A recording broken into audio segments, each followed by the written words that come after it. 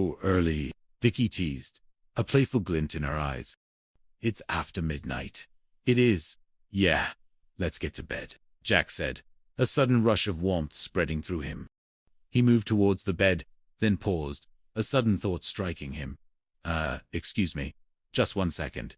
Where are you going? I have to undress my teeth. Brush my teeth. He stammered, his face flushing. Vicky burst out laughing, a delightful sound that eased his tension. Jack. Yeah. Are you still brushing your teeth? Nope. All finished. Good. He emerged from the bathroom, feeling a little foolish, but also relieved. He had been so nervous, so awkward, but Vicky's laughter had melted some of his apprehension. Are you going out? You're all dressed up, Vicky asked, a hint of amusement in her voice, as she saw him in his neatly pressed pajamas. Oh, no. It's just, I like to look my best at all times. He tried to sound nonchalant, but his heart was pounding. Can I get you some more champagne? No, thank you. Coffee? Tea? Cocoa? No. You sure there's nothing I can get you? No. Okay. Then, I guess it's time to hit the sack. He climbed into bed, pulling the covers up to his chin, feeling a sudden surge of shyness. This was it, their first night together. Oh, Jack, hang on 1 second. Don't need these, do I? Vicky asked, holding up her glasses. She placed them on the nightstand, then slipped under the covers beside him. Jack swallowed, his mouth suddenly dry. He reached for her, then hesitated, his hand hovering in the air. Jack, just a second, Vicky, because sometimes it's all hard to get comfortable. These poor people. How are you doing? A little slippery, sorry, he mumbled, fumbling with the covers, his nervousness making him clumsy. Vicky reached out, her hand gently covering his. Jack, can I tell you something? Sure. Promised you won't laugh. No, I am so nervous. He looked at her, surprised. You are? Oh yes.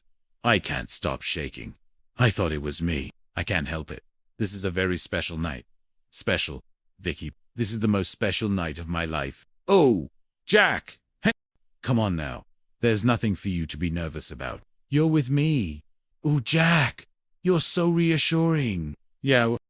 He pulled her closer, her head resting on his shoulder, his arm wrapped around her. He could feel the gentle tremor in her body, mirroring his own. They were both nervous, both excited, both stepping into the unknown. You just relax, he whispered, his lips brushing her hair. Just as a sense of peace began to settle over them, a loud, insistent knock echoed through the apartment. Jack froze, his heart sinking. Who could it be at this hour? The door burst open, without waiting for an answer. And there, framed in the doorway, stood Mr. Bradford, his face a grim mask of disapproval. Get out, Mr. Bradford. I didn't realize that you'd moved in already. How did you get in here?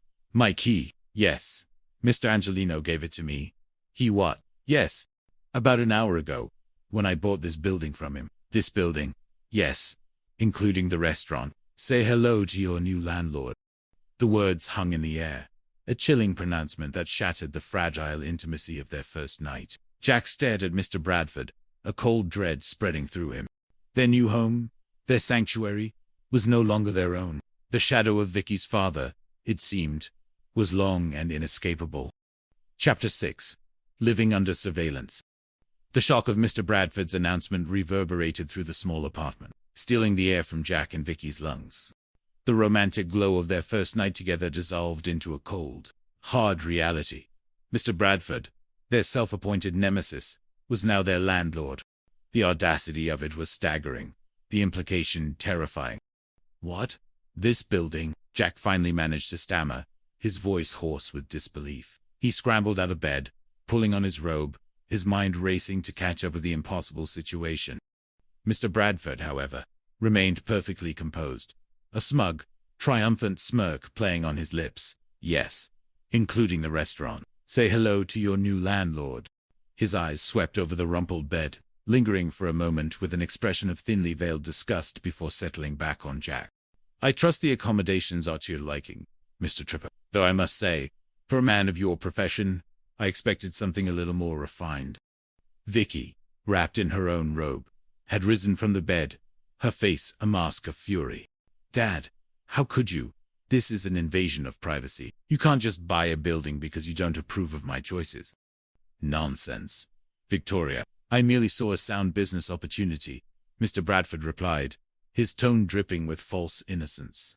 And as your landlord, it is my right, indeed, my duty, to ensure the well-being of my tenants, especially when one of them happens to be my beloved daughter.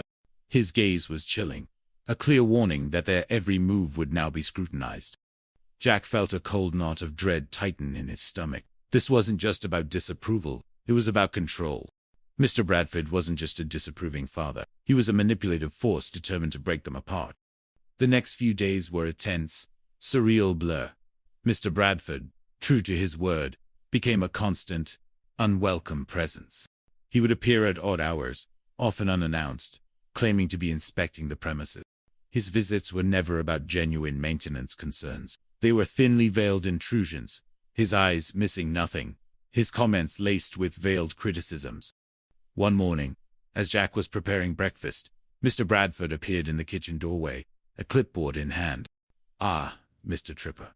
A rather rustic setup, wouldn't you say? I'm sure a chef of your caliber would prefer something with, shall we say, more modern amenities. Perhaps a larger space, one that doesn't double as a domestic dwelling."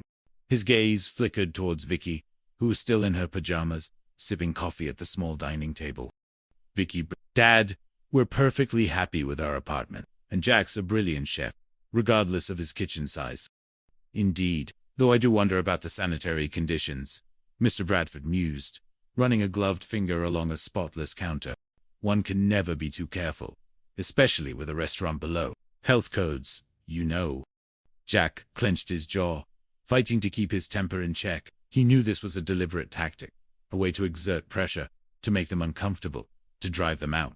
He had always prided himself on the cleanliness of his kitchen, both at home and at the Regal Beagle. Later that week, a notice appeared on their door. Routine inspection. Tuesday, it was followed by similar notices at the restaurant.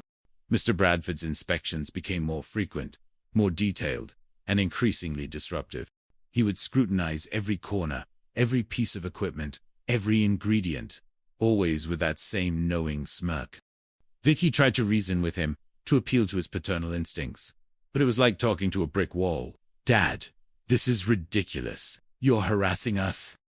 "Harassment, Victoria. I assure you, I am merely fulfilling my duties as a responsible landlord, and as a concerned father. I simply wish for you to be happy, and for you to make sensible choices." He would always return to this theme, subtly implying that their relationship was neither happy nor sensible. Jack, meanwhile, found himself growing increasingly frustrated. His culinary creativity, usually a boundless wellspring, felt stifled under the constant surveillance. He found himself second-guessing every decision, every ingredient, every dish, worried about what Mr. Bradford might find to criticize. "He's trying to break us, Vicky," Jack said one evening, after Mr. Bradford had left following a particularly invasive inspection. "He wants us to give up, to move out, to go our separate ways." Vicky leaned against him, her head on his shoulder. "But we won't let him. Jack, we're stronger than he thinks." Her voice was resolute, but Jack could feel the tension in her body, the strain of living under her father's oppressive gaze. The constant pressure began to take its toll. Sleep became restless, filled with nightmares of Mr. Bradford's disapproving face.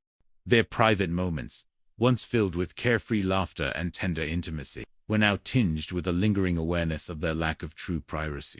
Every knock on the door, every creak of the floorboards, sent a jolt of anxiety through them. One morning, Jack found a notice taped to the restaurant's back door, a sudden, unexpected increase in rent, effective immediately. It was exorbitant, far beyond what Mr. Angelino had agreed upon. "This is illegal," Jack fumed, showing the notice to Vicky. "He can't just do this. We had a verbal agreement with Mr. Angelino, and he honored it when he sold the building." "He knows that, Jack. He's just trying to force your hand." Vicky's voice was grim. "He wants to make it impossible for you to keep the restaurant, and impossible for us to afford this apartment." The realization hit Jack with a sickening thud. Mr. Bradford wasn't just trying to drive them apart. He was trying to destroy Jack's livelihood, his dream. The battle lines, it seemed, had been drawn, and this was going to be a fight for more than just their relationship. It was going to be a fight for their very survival.